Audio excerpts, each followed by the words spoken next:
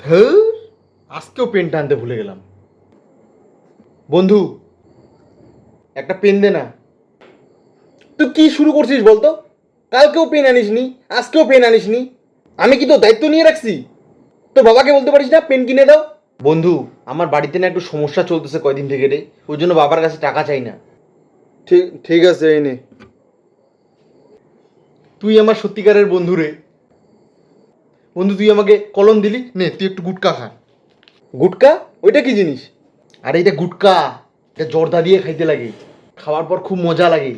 জর্দা থাকে, খাইতে খুব মজা লাগে? হ্যাঁ, নেশা হয়। কত দাম ওই গুটকার? বেশি না, 10 টাকা। তুই যে বললি তোর বাবার অবস্থা খারাপ, তাহলে তুই গুটকা কিনার টাকা কে দেয়?